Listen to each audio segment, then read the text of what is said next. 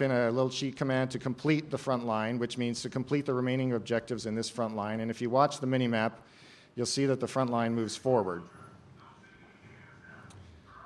So we've gone from infantry combat to drones, and now we're going to go to vehicles. And keep in mind, this is all in one single-player map, one mission. The amount of experiences that you'll get in any one mission, which plays anywhere probably from 45 to 60-plus minutes, is something that we're really proud of for the game. So we've got these next-generation Osprey-type vehicles bringing in some medium armor. We call them M4 Powells. All right, volume, please.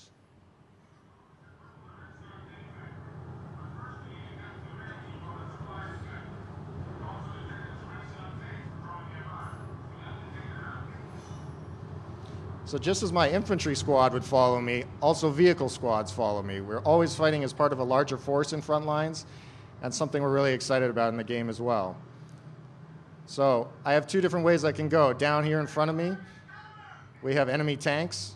Off to my left, there's another objective, and I have to complete all of this.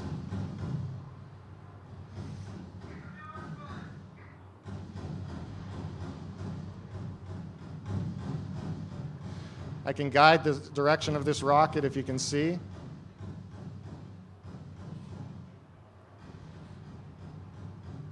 All right.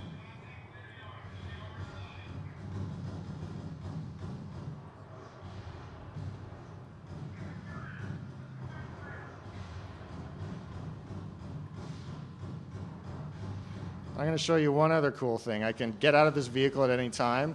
If I want to use a rocket launcher, I can. So here's this tank. I'm going to lock onto him. And I can choose my angle of attack there. So it's a bit hard to see because of the sun, but I can shoot from around corners.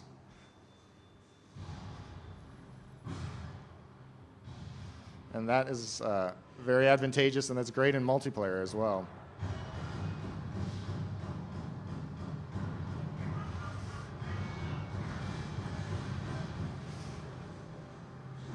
All right, so I'm going to bail out of this area. I'm going to head up to this objective here, which is it's called the rail depot here. And I'm going to capture it and show you some of the other role abilities in the game. So if we can turn the volume up.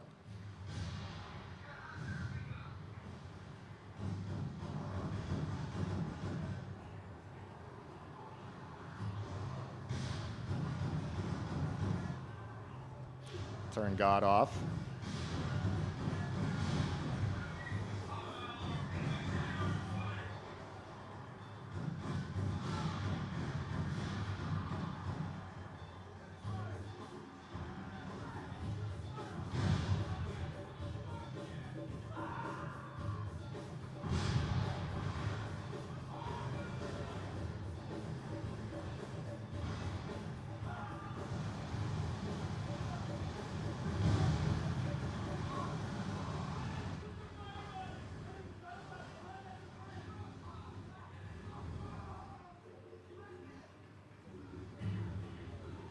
All right, so as I capture this objective,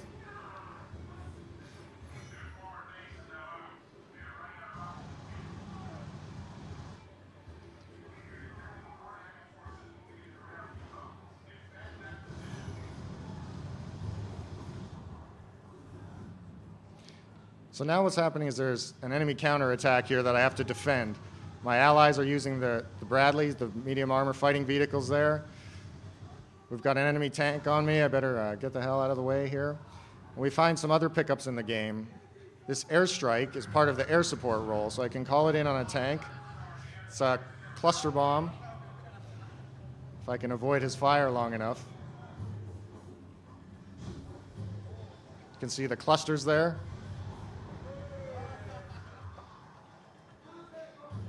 All right, so that's where I'm going to hop out of single player, but this mission actually, in the distance, it goes all the way back to this tank factory.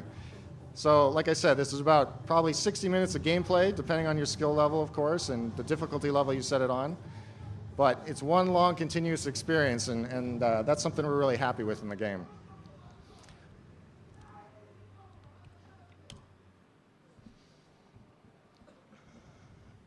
So when Frontlines ships, it's PC 360 and PS3, and one thing we're Also very proud of is that we're the first 360 game to be doing 32 players on the console, and same with PC and PS3.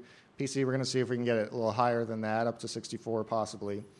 But this is what we call our Frontlines game mode here. So if you can see my mouse cursor, as I showed you in the single player, the territory is split. And my team, I'm a Western Coalition right now, has these two objectives. They're currently neutral. Once I hold them, the front line will move forward, and two new objectives will open up. So the Red Star forces are fighting over the same objectives. And what's a huge win for the game here is that in a lot of other these multiplayer games you play, you got objectives spread out all over the map, and you spend a lot of time traveling and going back and forth, and the action is actually dispersed across the entire map area. But in Frontlines, it's focused along here. If you want to know where the action is, that's where you go, to the front line. And it really also inherently promotes teamwork, because you got to hold what you own and still attack what you don't own. So once you move this front forward, it's this whole tug-of-war type of thing where ultimately you have to move it back to the enemy base and to win the mission, or to win the game. So let's go to the Red Star roles here. This is, the map name is called Gnaw. One of our level designers named it. So I'm going to do some upgrades here. So basically what you see is I got a loadout, which is the weapon combinations. You saw these in single player. There's 6. And I also have what we call roles. Now, there's 4 of these, and they're a technical specialization that you can customize your soldier with. So if I want to be a sniper and specialize in air support, I can do that. If I want to be an anti-vehicle guy but also use drones, I can do that. So a lot of times, if I'm an engineer in these other products, my gun sucks, and that's not a lot of fun to play other than repairing guys. But ground support repairs, it has base defense weapons, and that's what it really focuses on. So I'll show you the Red Star ground support role. Rank 1 is our fancy, handy-dandy repair torch. Rank 2 is a deployable gun. This is great for base defense. It's a minigun. We like it. And then rank 3, and you rank up as you play the round. So by using your role equipment, you rank up by getting captures, by getting kills. You rank up, and you can choose any one of these roles to rank up in. And if the match is long enough or you're skilled enough, you can rank up in more than one, maybe more than one to rank 3. So this sentry gun is a rank 3. Again, this is based off a real-world prototype we came across from the South Koreans working on this stuff. Scary, but cool. So that's the Red Star ground support role.